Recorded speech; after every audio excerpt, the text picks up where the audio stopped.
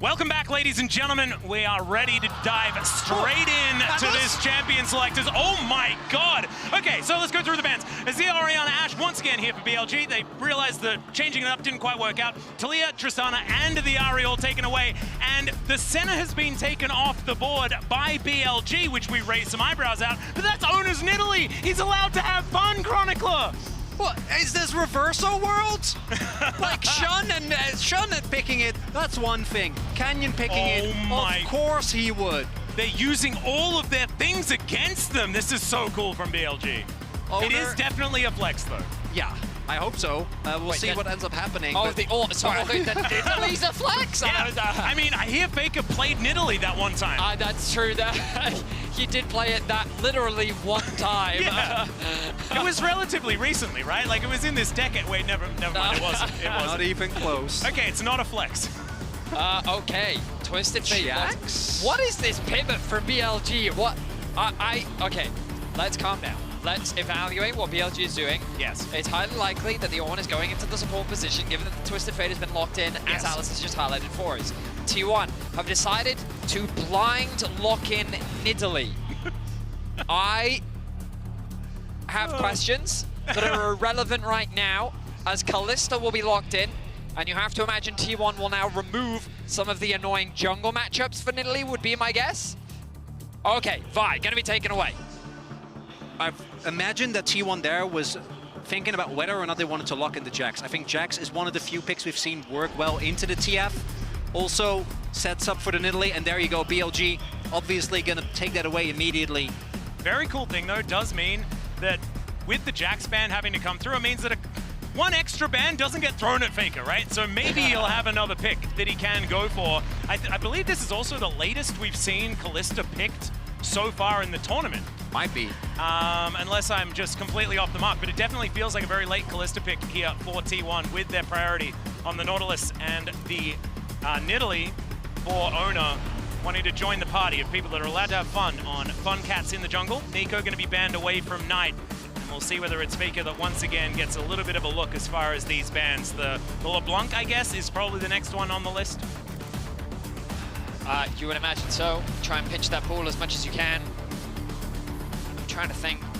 I mean, BLG should get rid of, I was going to say, another top laner. Yeah. Camille makes a lot of sense. So now, Kasante? It might just be Kasante again and then you swap. Yeah, just accept that you're going to get bullied. You can look for the swap, as you're saying, Vedi, to try and get out of the first couple of levels. Oh, the Zac is another one. Zac Nidalee doesn't feel like a lot of power. Nidalee Vayne is also a bit frightening, and that is the Kasante being... Oh, that's just... What? That's a Yasuo? Yeah, of course. Yasuo Nidalee. Yeah, no, obviously it says it's Yasuo into the Twisted Fate. Genuinely. This is just like steal everybody else's cool ideas day. I love it. They're both doing it. Yes, that's the best part. Oh my god, okay. Xin Zhao, for sure. I thought that this series couldn't get better, and then it's getting better, and then it got better again. Knight, what have you cooked for us? Your pool has been pressured, and I'm going to be honest, Knight, it feels like that the more the pressure gets put onto your pool, the worse you have an impact. Your ability to have an impact definitely seems mitigated. We saw some great plays from you on the Nico, but after losing the flash in mid lane, that Akali eventually was able to bully you out and had a good time. So what have you got for us? Knight, Cerulean Soul. This is BLG going in really hard on the guys. Even when we were behind, our team fights were so insanely good. Now, that's an Annie. Knight's Annie is something we have seen before. Last year's MSI, he won it. Okay, like this is a champion that he is very comfortable on. It is one of his go-tos. It's a relatively short-range composition from T1. I mean, aside from the Nidalee, and I guess the lethality. Wait, no. Faker. Are we getting it? Faker's Yasuo! Or is it Faker's Zac? It's Fake. Hang on a second, let me scroll down 800 champions for a second, shall I? Because is he putting another one on the board for the second time? Surely he's... No, I don't think so. Is this his first ever professional Zac game? Professional Zac game, as far as my eyes are concerned, looking down this list, yes. Faker adds another one to the list. And last time he did that, it was the Aurelion Soul this tournament, and it wasn't fantastic. Doesn't we'll matter. see. Doesn't matter. It's cool, Atlus. I It's know. really cool. He gets to be a blob. And also, Faker has been incredibly good over his career for the entirety of being a facilitator for his team. And this champion does that extremely well. Really, Zach is just Galio with extra steps, okay? He has a Yeah, little right? bit less range, but he has a lot more uptime on his E. What are you talking about? He's a better Malphite. Okay. I actually kind of thought he was going to lock in Galio, I'm not going to lie. And I actually thought about it, and they have Yasuo, so the power of this Zach skyrockets, and so many more opportunities should be there for Zeus to hit these, but this is all execution. And then on the other side, BLG, it looks like they're pivoting towards full team fight, and then we get the Xin Zhao 2v2. Okay, I take it all back. Faker has played Zach in the LCK. Okay. I don't remember when, which year, but he has played it. This is the first international Zach that we have seen. Sometimes things slip through. Apologies. So we got a little ahead of ourselves. I think the problem is the stats only It go just back. doesn't go back It doesn't far slow enough. down. It's like we're talking like He season may not 4. have played it this decade. Which version of Zach is it as well? Yeah. Was it Scoop the Whoop Zach? But yeah, no, he hasn't. Wait, actually, no, because he had a different ultimate, but then before that, it was the same ultimate. So don't you worry, it was the bouncy bounce Zach. Faker had it changed back and it went straight back into the champion pool. Don't you even worry about it. Yeah, My of goodness. course. All right, so let's kind of... Oh, it's calm down. camouflage Zach as well, because of course it's Faker. He's playing the base skin. So I will say, if you run lethality... They're not running lethality Kalista. Okay, fine. So, like, I was going to Ow. say, this composition kind of is a bit disjointed in what I wanted to do, because if you had lethality Kalista... What? What? That's the flash forward, the hook! He's going to land as well as the spear. Knight is ignited, and then we'll just back again. Why? What was... So that's for vibes. Oh, That was a they wanna vibes invade. flash. But also, he now gets Hex Flash, which is far more valuable than actual Flash, as we all know. I mean, I guess, but he's also going to burn his pot. Like, I'm shocked that they thought that they would have enough damage to be able to make that work. But all right, They got a Keria teleport. commits his flash. They got Knight- a teleport out of it, I guess. Maybe that's what. True, they did get the teleport. Also, no stun for Knight. I don't think that's really going to matter. Obviously, Faker is just going to try and get in short trades while sustaining up as much as he possibly can. Pick up his blobs. Pick up all those blobs. Of course, Zach is a champion that is quite frustrating, especially for a play-by-play commentator, because I like to, you know, get ready to call for kills, and Zach just doesn't die, and it's quite frustrating. But he does go into his blobules. So He does get smaller and smaller over time, though. So that's true. he Wow, can Zeus. possibly get as small as the Annie eventually is. Okay, Yeah, he's Zeus level 2 dashing now. around. All right, so we take Also, prep. we have a correction. This is his first Zach. So we were right. Yeah, I was fed information that was incorrect, and it is actually confirmed the very first time that Faker has played Zach is now. Can't believe Okay, you don't know nice. every single champion that Faker has played over the last 11 years. Well, I do, obviously, because my first Yeah, one you was got it right. his first time. So never you mind. Okay, so Yes. the compositions. Let's kind of look holistically at what T1s want to do. Because Nidalee, I mean, it's a long-range kind of poke champion that we've been seeing a lot leveraged into things like Sejuani because of your ability to, I think, say, oh, he's not fine. He's not fine. Jun knows. And now Zeus is going to walk I thought over he that knew. wall. There's the flash forward. And they're going to trade flashes. Jungler Flash, not as valuable as top laner Flash, though he can make his way back at any point. Crucially there, Shun tried to get the blind W because he wasn't sure about the base timer, but as a result, Zeus, who was in the other brush, got the time to actually walk over. All that Shun knew was that he wasn't in the third brush. So, I wanted to keep talking about these Team comps, calls. but every Please time I do. try to, these teams, I'm not going to have a chance. Oner, ooh, nice smite, but Oner sees the blue is still up. The problem Now is he knows gang. that Shun doesn't have the smite available, the flash available as well. As Wind becomes lightning, Shun just going to try and do battle. But this is But not it's the a range he kill. wants. There's the pounce! And there's first blood for Oner! This is his Nidalee that he wants to play every game and isn't allowed to because he's playing Sejuani. Oh my god! He's shown us exactly why he wants it. he channels his inner Canyon. Through the playing the power of skin. Canyon skin, he's able to find a solo kill. He'll steal away the blue, but now Bin wants revenge. Yeah, he's gonna get jumped on here as there is a tornado not finding the mark. Great snare from Al, because now Oner is definitely dead. Left to the wolves, and now Faker could be in trouble. Stretch Armstrong is exactly that. as he does just elastic slingshot his way over. Little Faker will make his way out as the Zek. So Oner overstays his welcome, and BLG create the collapse. Nice roam from Elk to move after the reset towards the top side of the map, and they're able to find a kill. 1 for 1, BLG still with a gold lead, again because of Bin's passive. There's a big wave for Zeus to be able to collect, but still getting that kill as well puts him in a fantastic spot.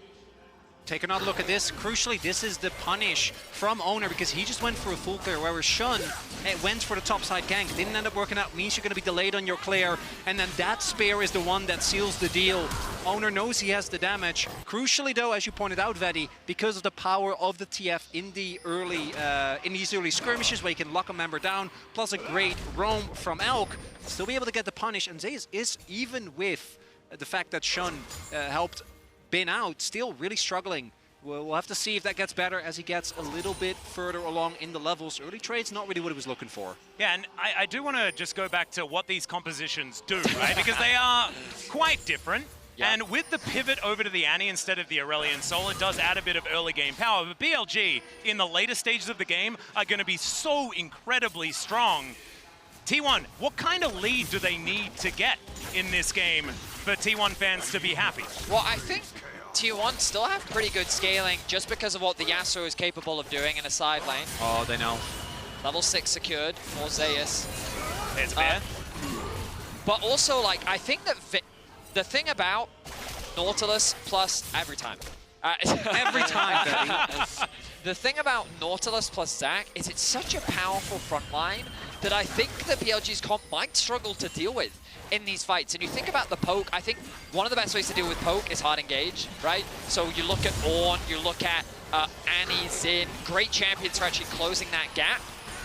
But, I mean, truthfully, these fights have been chaotic. Whoa! There's another flash forward. The Bellow's Breath is perfectly buffered, and then he gets out with a Searing Charge. On playing it absolutely beautifully, but still, they lose out on the trade. The reflex time there from Ornn was crazy. No flash spent. Oh, the hook goes wide. That was some beautiful observing, I just want to say. Heal's still going to be invested here. Okay. But now Oner has his eyes set on a bot lane play. And I think he avoided that ward as well, is now looking at the shooting gallery here. On does headbutt the wall, but still tagged by the spear. The extended pounce not going to be taken until the minion wave gets in. It's Keria. Oh, he tries to buffer still. He is able to get out. The auto attack comes in though, and there is the kill for Elk to follow. It was On who actually cancelled Keria's dash there with his pillar. This so Keria doesn't actually make it out. Is incredible. Which allowed Elk to get that final auto off. Still though, T1, it's a 1-for-1 trade, but Knight did invest his TP towards the bot side of the map. That he did. Faker, I don't think he's going to be able to do much as a result of it. He's just going to blob his way through the lane, yep. But an intense exchange in this early game. Kind of what we've come to expect from this series. Both these teams kind of butting heads. The Grubs was secured by BLG earlier. The Dragon is an objective available. We turn our attention to the minimap once more as it's On to hold the line against Faker. He's going to be trying to hold this wave, ideally for Knight to be able to catch. And here comes Knight right now. The early pressure point of this Nidalee is going to have to come up huge. And I'm so interested to see how both these teams also are going to play these comps, because there's a lot of elements on either. You can play front to back with BLG's comp, right? You have a lot of CC with the TF, with the Annie, with the Ornn you can front to back. Senna is really strong in this situation. Xin has a lot of area control in fights. Bin will get tagged. In there. Almost last breath territory, but needed to land the tornado.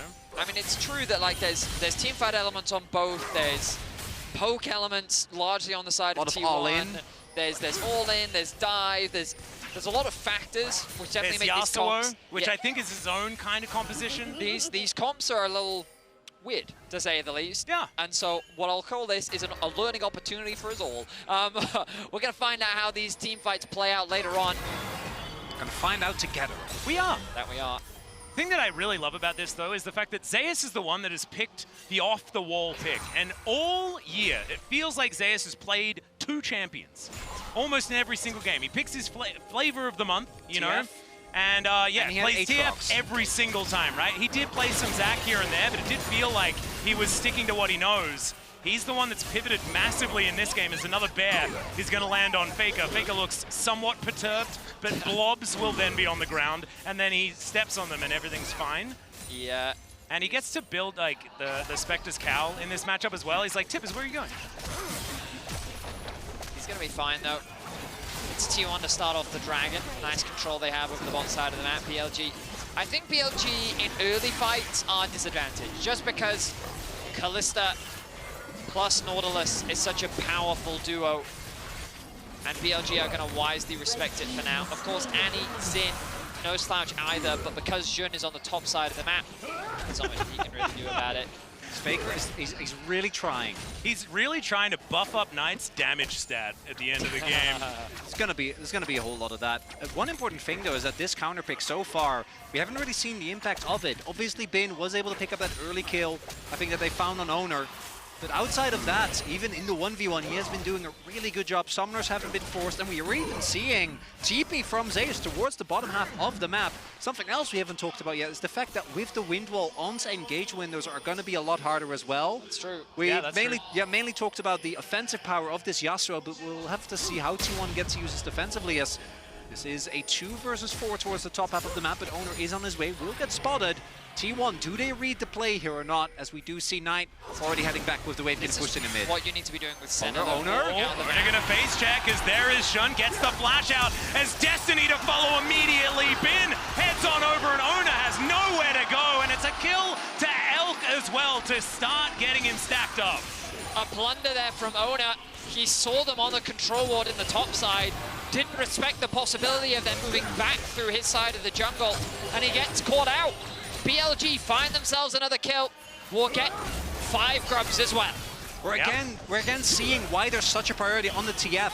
Getting these type of mid-game picks will mean that as a result, BLG gonna be picking up a whole lot of grubs, and it might look for a play here as well. Yeah, Bin is already ghosting towards Gumayusi. He manages to get the cleanse out, but now Keria finds himself all alone. There's the Fate's call, but there's the train on top of them. Still, Gumayusi gonna be taken down. The train was nowhere in sight, but gave him nowhere to go.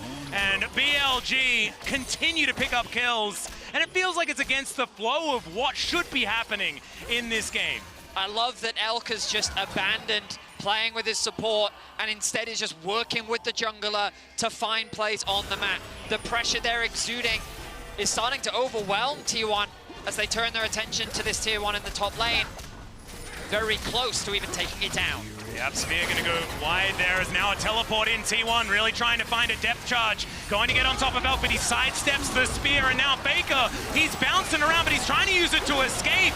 That's not what they really wanted. Now he has to flash, gets under the turret. He'll survive, but they won't win the fight, and the turret is more than doomed. That's first turret blood as well, and that is a big gold lead. Zeus is on the other end of the map, and he doesn't have his teleport available. BLG playing as a unit. I've seen this Yasuo before, Chronicler. He's just off by his lonesome. He is. He's a lone wanderer, and he'll get the turret maybe eventually. Obviously, a lot of sums invested towards the top half of the map, so probably should be able to get it on this wave. But BLG gonna be feeling great. Only a single Void Grub here for Zeus. I mean, it's a situation where I felt like T1 was trying their best to buy time because BLG committing so many members could have even threatened the tier 2 in the top lane. The fact that they only got a single tier 1, I think is still fine for T1 because they're able to cross-map and they make the trade happen in the bot side of the map. Now, of course, it is BLG that still have the gold lead for now. Faker has found his lane opponent, actually has the XP advantage, and now that he's completed the Spirit's Visage, he should feel quite confident in his ability to trade against the Annie. Of course, Malignance with the Tibbers is quite a powerful combo.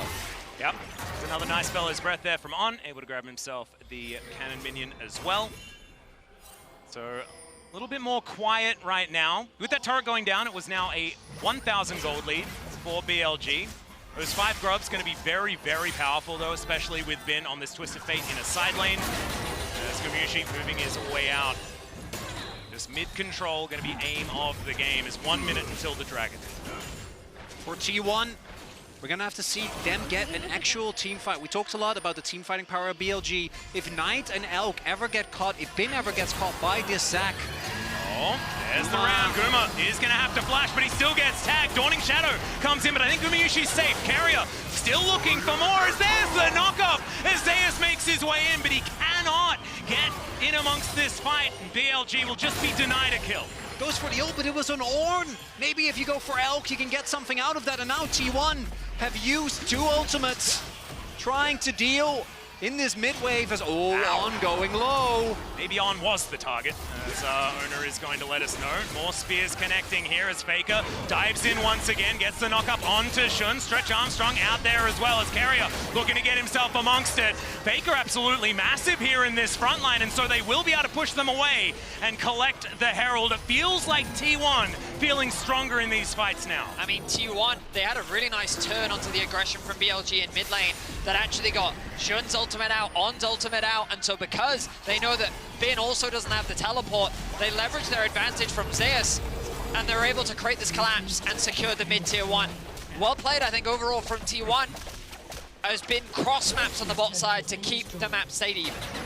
Means that we will maintain that gold lead for BLG. Not really moving meaningfully one way or another. The Drake, though, is up right now, and with Chemtech already off the board, so many strong Drakes still available. Faker doesn't have TP, Knight does. We'll see. I imagine both teams are really wanting to go for this. You see Faker, he's like, guys, I have places to be. Knight, though, is going to get it back in, going to be able to TP with a fresh buy. Faker hovering in mids. Pretty good elastic slingshot angle as Keria finds a minion. Still there is Faker channeling, dives on top, gets right in there onto Xun, but the ulti is going to be there. Let's Bounce comes on through. Destiny has been channeled and Faker going down very low. Xun is almost just dead. That is a massive pivot into the backline, and there goes Zeus. And Faker's bloblets will not survive either. Now the train will just crash on in as Oner not going to be able to find anything, and BLG will run them down. Just as it looks, as T1 has found an angle, a big angry bear ends their dreams. Mid lane turret is gonna fall. A massive, massive fight for BLG. Knight with his Annie finds the play. An impressive Tibbers swings the fight in favor of BLG, will secure them 2 towers. And I think they're just gonna be happy with that. The Dragon is a little ambitious. But what a team fight from BLG. That was absolutely extraordinary. It felt like T1 had them where they wanted them. Knight had a different theory. Still, it's going to be the second Dragon for T1. Despite the fact that the gold is overwhelmingly in favor of BLG now, at least those Dragons are starting to stack up. Let's check it out one more time. Big thing here is that they see that the Zac is coming, so they have time to respond. With Zac, you want to try and look to come from an angle where they don't see you coming. Then the ultimate from Bin tells BLG everything they need to know. Just keep your eyes on Knight here. The flash engage catches T1 completely unawares. I was waiting for the ultimate from Yasuo to come through, but it never really did. It felt like T1 was in 2 minds about whether they wanted to commit to the fight.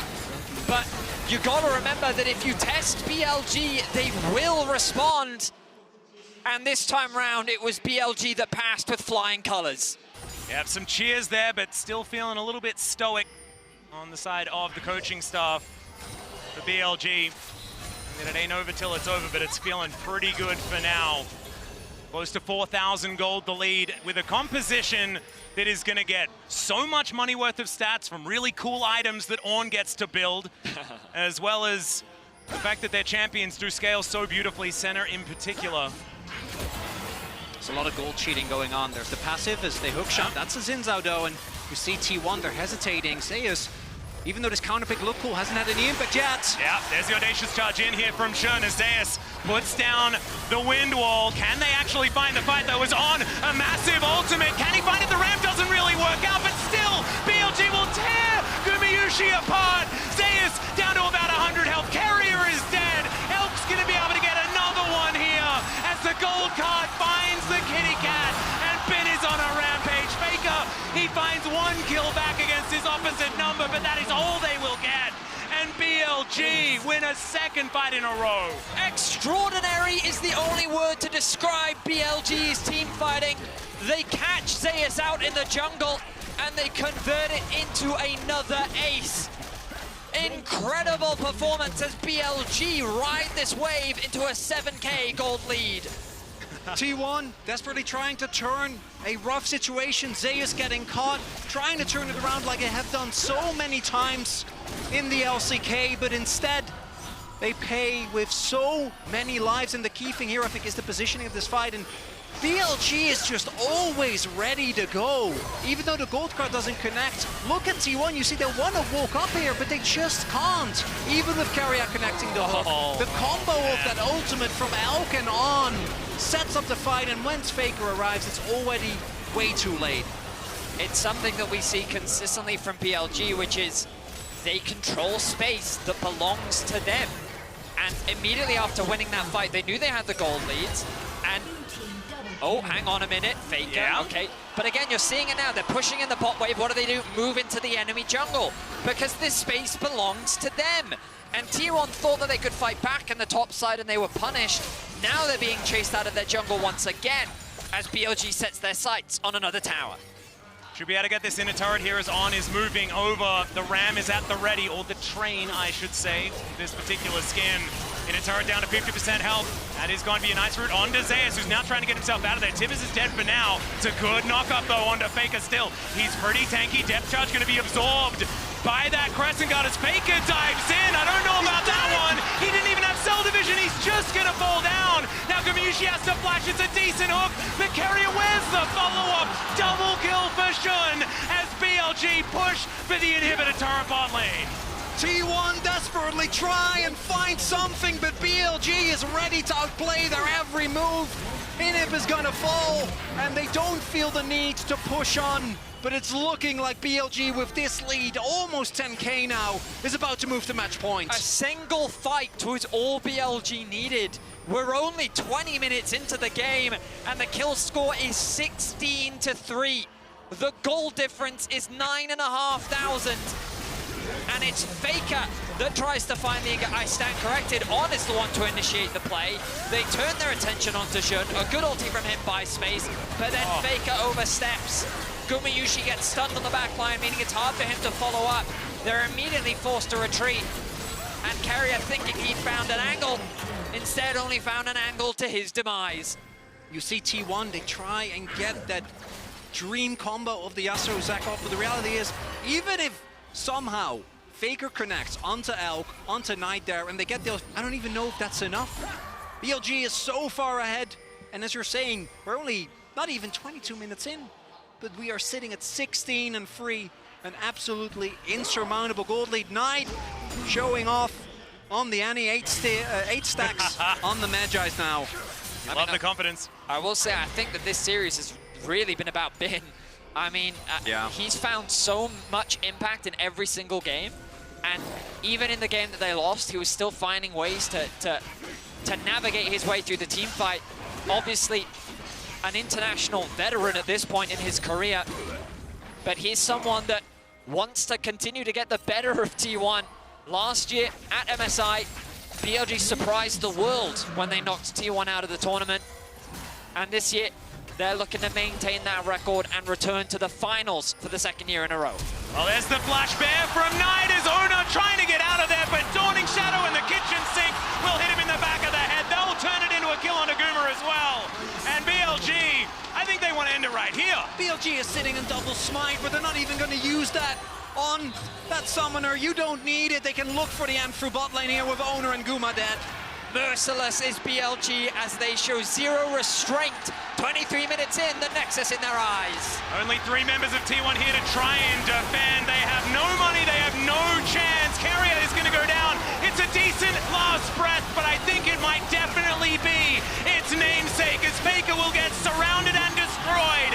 BLG with one Nexus turret between themselves and victory. They'll take it a little bit slow because maybe they want to get a couple of extra kills, as that flash is not going to do it. There are trains flying across, there are bears coming from the sky, but the Nexus will be destroyed and BLG will head to match point in the series. BLG off the back of Bin getting counterpicks. It didn't matter at all. At no point did it feel like this TF couldn't roam around the map, Knight on something that he can have a real impact on in the team fights on the Zenny, and Shun with, again, that aggressive play that you love to see from him. Elk was 6-0-17. He had 100%, right? Kill participation. Oh my god. That was what I was going to say, but then BLG won the game. I mean, it's crazy how they turned that game around. Smiles on the faces of BLG, but they know that the job is not done just yet. Not quite, but I do want to say that I raised some eyebrows when that Senna was first locked in, and then Elk has a performance like that. If I was T1, I would be sweating because there are not enough bans in this series to get rid of all the champions that need to be dealt with. Thankfully, they do have